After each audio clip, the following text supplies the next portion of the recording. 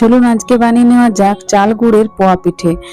কিভাবে আপনারা perfect measurement সাথে এইভাবে একেবারে লুচির মতন ফুলকো ফুলকো পোয়া পিঠেগুলো বাড়িতে বানিয়ে নেবেন, সেই জন্য অবশ্যই সম্পূর্ণ রেসিপিটি ফলো করতে হবে। এবার চলুন দেখে নিন কতটা পারফেক্ট ভাবে এই তেল গুড়ের পোয়া পিঠাগুলো তৈরি হয়েছে।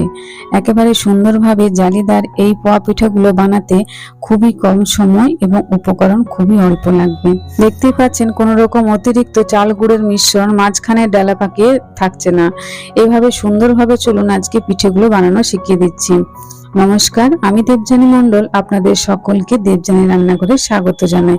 আজকে আমার রেসিপি যদি আপনাদের ভালো লাগে তাহলে অবশ্যই রেসিপিটি লাইক, শেয়ার এবং কমেন্ট করবেন এবং চ্যানেলটি সাবস্ক্রাইব করে পাশে থাকবেন।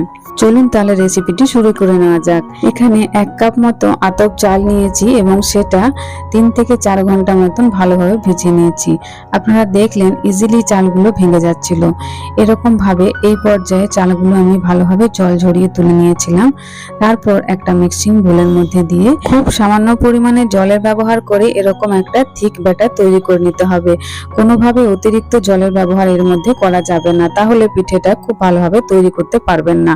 একেবারে ঝোলঝোল একটা ব্যাটার তৈরি হয়ে যাবে। দেখতে পাচ্ছেন কতটা মোটা এই ব্যাটারটা আমি তৈরি করেছি। জলের ব্যবহার একেবারে নামমাত্র করবেন, যেটুকু বাড়তে লাগে। এরপর এখানে নিয়েছি গুড়। এখানে আমি ডালা গুড় নিয়েছি। আপনারা চাইলে এখানে ঝোল গুড়ের ব্যবহার করতে পারেন অথবা যে কোনো খেজুর গুড়েরও ব্যবহার করতে পারেন। এবার গ্যাসের মধ্যে একটা কড়াই চাপিয়ে দিয়েছি। অবশ্যই ফ্লেমটা লোতে রাখবেন। এরপর এর মধ্যে গুড়টা দিয়ে দিলাম এবং এখানে কিছুটা পরিমাণে জল দিলাম। এই গুড়টা খুব ভালোভাবে পাক করারও দরকার নেই, কিচ্ছু প্রয়োজন নেই। শুধুমাত্র জল দিয়ে কিছুক্ষণের জন্য এটা লো টু মিডিয়াম ফ্লেমে নাড়াচাড়া করে খুব ভালোভাবে এটা গুড়টা গলিয়ে নিতে হবে, বাস আর কিছু না। দেখতেই পাচ্ছেন একেবারে জলের মতন গুড়টা আছে। একেবারে কোনো রকম এটা একতার বা দুতার কোনো কিছু করার দরকার নেই, কোনো রকম পাক করার দরকার নেই। এইভাবে শুধুমাত্র জলের সাথে গুড়টা গলিয়ে নেবেন। এবার গুড়টা আমি একটা বাটির মধ্যে নিয়েছি এবং এটা ছেঁকে নিয়েছি। গুড়ের মধ্যে অনেক সময় অনেক রকম নোংরা থেকে থাকে, তাই এটা আমি ছেঁকে নিয়েছি যাতে ওই বালিগুলো নোংরাগুলো এই পিঠের মধ্যে না আসে। এরপর এই ব্যাটারটা নিয়ে নিয়েছি। তারপর এই ব্যাটারের মধ্যে আমি বেশ কিছুটা পরিমাণে গুড়টা দিয়ে দেবো। দেখুন এই কারণে বলেছিলাম যে চালের মিশ্রণটা কোনোভাবে খুব বেশি পাতলা করবেন না। আমি এইভাবে গুড়টা গলিয়ে পরে এই পিঠেটা বানাবো, তাই একেবারে এই চালের মিশ্রণটা খুবই ঠিক রেখেছি। তারপর দেখুন 2 হাতা মতন গুড় এর মধ্যে দিয়ে দিলাম। তারপর খুব ভালোভাবে চাল আর গুড় একসাথে খুব ভালোভাবে মিশিয়ে নিতে হবে। বেশ কিছুক্ষণ ধরে ভালোভাবে ফেটিয়ে নিয়ে একটা সুন্দর ব্যাটার তৈরি করে নিতে হবে, যাতে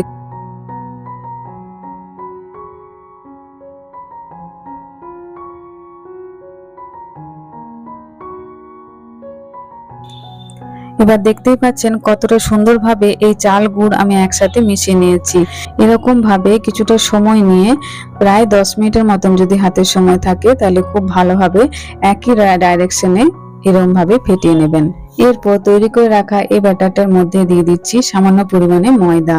ময়দা এখানে 2 হাতার একটু কম দিয়েছি। তারপর এই ময়দা খুব ভালোভাবে সমস্ত উপকরণের সাথে মিশিয়ে নেব। একটু সময় নিয়ে মিশ্রণটা খুব ভালোভাবে মিশিয়ে নিতে হবে, যেন কোনো রকম দলাভাব এই মিশ্রণের মধ্যে না থেকে থাকে। তাই একটু সময় নিয়ে এই ব্যাটারটা তৈরি করে নেবেন, তাহলে আপনারা পারফেক্ট ফুলকো ফুলকো লুচির মতন পিঠে খুব ভালোভাবে বানিয়ে নিতে পারবেন।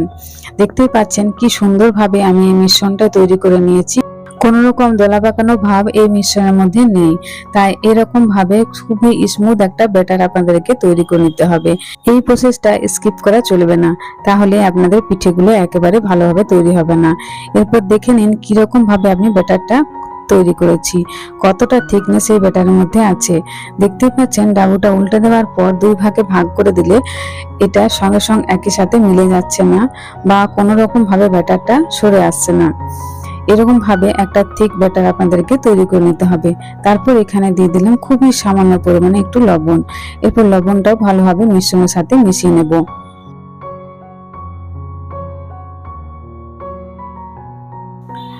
আরেকটা জিনিস আপনারা অবশ্যই লক্ষ্য করেছেন, আমি যতক্ষণ ভাবে এই ব্যাটারটা তৈরি করছি ডাবুটা আমি সম্পূর্ণ একই ডাইরেকশনে ঘুরে যাচ্ছি। এরকম ভাবে আপনারাও এই ব্যাটারটা তৈরি করে নেবেন। এরপর দেখুন আমাদের ব্যাটারটা একেবারে রেডি হয়ে গেছে। এই থিকনেসটা আরেকবার একটু লক্ষ্য করে নিন। এরকম ভাবে ব্যাটারটা যখন ফেলছি তখন স্মুথ ভাবে এটা পড়ে যাচ্ছে। খুব বেশি থিকনেস এর মধ্যে নেই এবং খুব বেশি পাতলাও এটা নয়।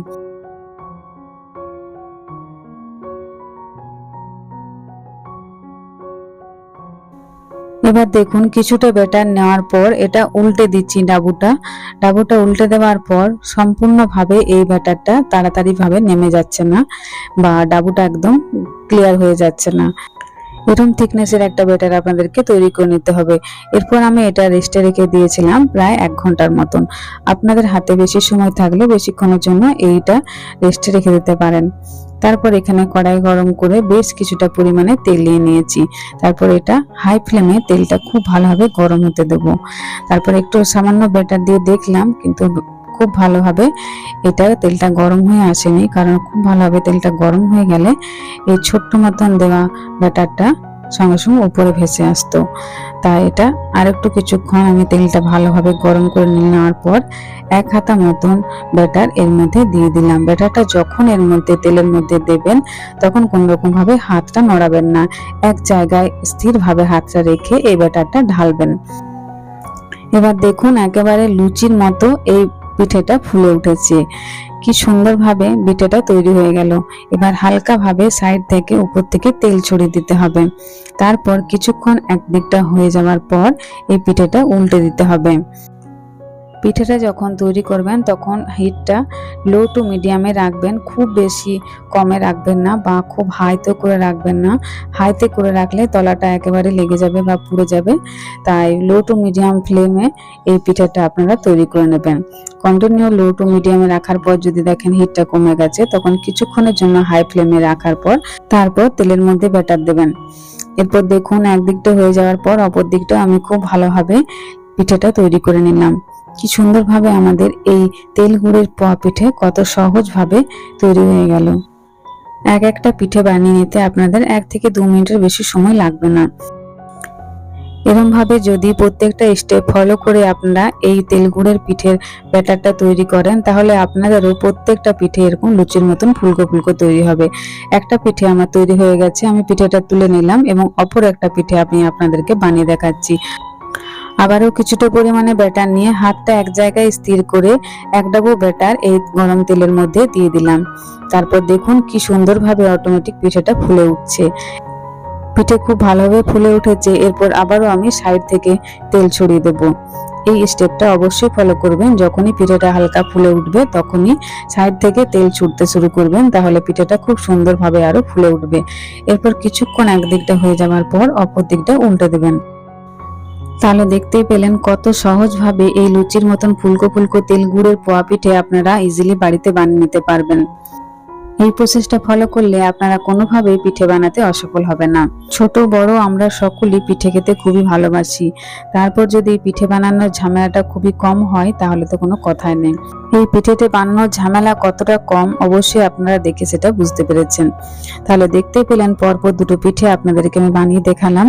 একই প্রসেসে আমি সমস্ত পিঠেগুলো বানিয়ে নিয়েছি এবং সমস্ত পিঠেগুলো আমার একইভাবে লুচির মতন ফুলকো ফুলকো তৈরি হয়েছে। এই পিঠেগুলো যেমন সুন্দর দেখতে হয়েছে, শুধু দেখতেই নয়, এই পিঠেগুলো হয়েছে খুবই নরম, যেটা বাচ্চারাও এবং খুবই বয়স্ক মানুষও ইজিলি এটা খেতে পারবেন। কোনো রকম ভাবে এই পিঠেগুলো শক্ত হয়নি। তাহলে আজকে রেসিপি যদি আপনাদের ভালো লেগে থাকে অবশ্যই রেসিপিটি লাইক শেয়ার কমেন্ট করবেন এবং চ্যানেলটি সাবস্ক্রাইব করে পাশে থাকবেন। ভালো থাকবেন। দেখা হচ্ছে পরবর্তী নতুন একটা ভিডিওতে। বাই।